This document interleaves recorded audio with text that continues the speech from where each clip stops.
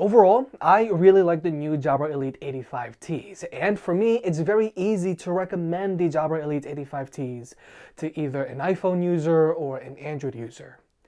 And in general, I feel the Jabra Elite 85Ts are a good middle child between the AirPods Pro and the Sennheiser Momentum 2s because they have good convenience and good sound quality.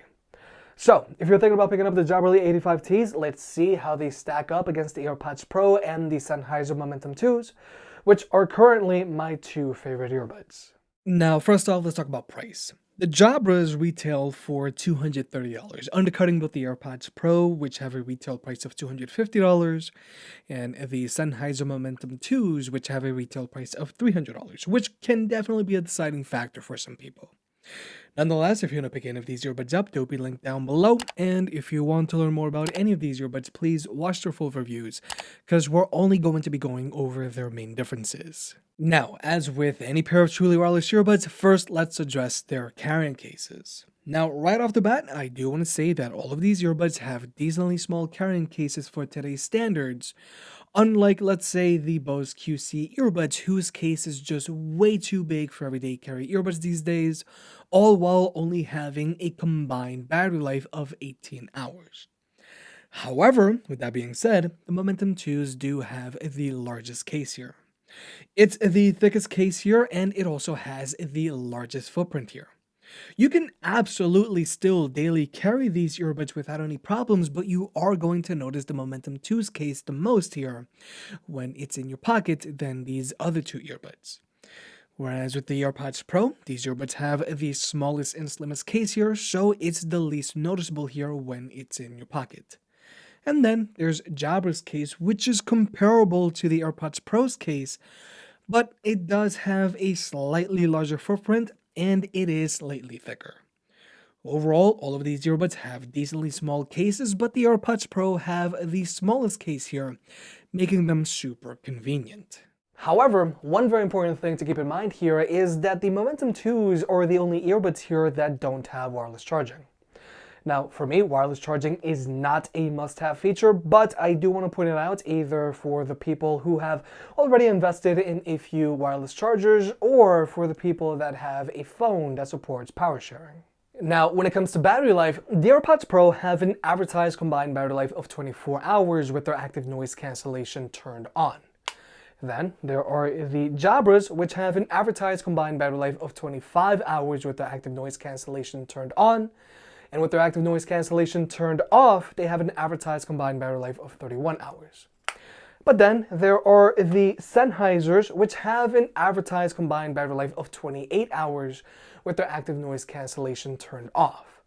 Now, overall, all of these earbuds have decent battery lives for earbuds in 2020, but I do gotta point out that the Momentum 2s are starting to fall behind a little bit, because they do have the largest case here, but with no wireless charging.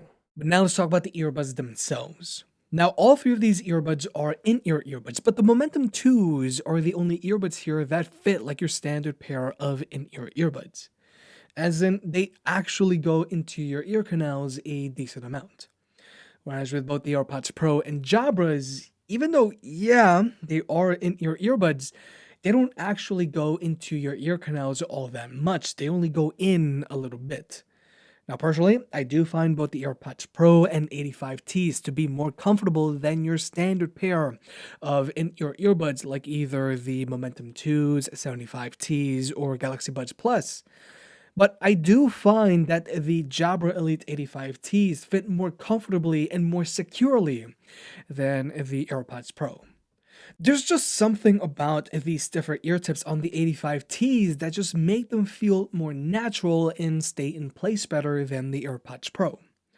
So overall for me, I do gotta say that the Jabra Elite 85Ts are the best fitting earbuds here. They don't go in super deep into your ear canals like the AirPods Pro, which I really like, but unlike the AirPods Pro, they don't wiggle out as much. And I can actually wear these earbuds for long periods of time without any problems, unlike, let's say, the Momentum 2s, which I do gotta take out ever so often, because they do get itchy after a while. But now let's talk about Bluetooth connectivity, because there's a lot to cover here. Now, the AirPods Pro are the only earbuds here where each earbud actually establishes a connection with your phone. So if you just want to use one earbud at a time, you can use either one, it doesn't matter. And thanks to Apple's H1 chip, you can easily hot swap between any of your Apple devices, which can definitely be a good thing for any power user out there that's either heavily invested or heavily integrated into Apple's ecosystem. Whereas both the Jabras and Sennheisers are both using a Hero and Sidekick setup. So one earbud, the Hero earbud, in this case the right earbud on both of these earbuds, actually establishes a connection with your phone, and then relays that connection over to the left earbud. So if you just want to use one earbud at a time, you gotta use the correct earbud, or in this case, the right earbud. However, with the Jabras, they can actually be connected to two devices at the same time. So you can still easily hot swap from one device to another. So for example, let's say you're an iPhone user, but you still like to use a Windows machine, you're still going to be able to hot swap between your phone and your computer with the Jabras. So this is definitely a feature to keep in mind with the Jabras, because not a lot of other earbuds that are using a Hero and Sidekick setup can actually do this. But more importantly, when it comes to performance, all of these earbuds have a zero latency across the board whenever you're watching movies or videos on your phone, whether you're using an iPhone or an Android device. But when it comes to audio codecs, both the AirPods Pro and Jabras only have support for SBC and AAC, whereas the Momentum 2s have support for SBC, AAC, and aptX. But now let's talk about listening to music with these earbuds. If sound quality is a high priority for you, then the AirPods Pro are the last earbuds you want to be looking at here. Compared to these other earbuds, the AirPods Pro sound very narrow, they put an emphasis on the mids, and their bass does not resonate whatsoever. Personally for me, I never use my AirPods Pro to listen to music. For me, I only use AirPods Pro to watch videos or listen to podcasts or to take phone calls with. But then there are the Jabra Elite 85Ts that sound much more open than the AirPods Pro, and they also have hard-hitting bass that does resonate a little bit. Now, even though these earbuds do have a fully customizable EQ, these earbuds are better suited for people who like a warmer EQ, because even though they do sound more open than the AirPods Pro, they don't sound as open as, like, let's say the Galaxy Buds Plus or the Sennheiser CX400BTs. But then there are the Momentum 2s. Now, I've said it before, but these are my favorite sounding earbuds. They sound more open than the Jabra Elite 85Ts with a deeper resonating bass, but they also do a better job of controlling their bass than the 85Ts. With the 85Ts, if there's too much bass, it can get a little harder to hear the mids and vocals. Overall, the 85Ts sound much better than the AirPods Pro, but if you are looking for the best sound quality, I still say go with the Momentum 2s. Whether you like a neutral, vocals, or bass-heavy EQ, the Momentum 2s should be able to satiate most people.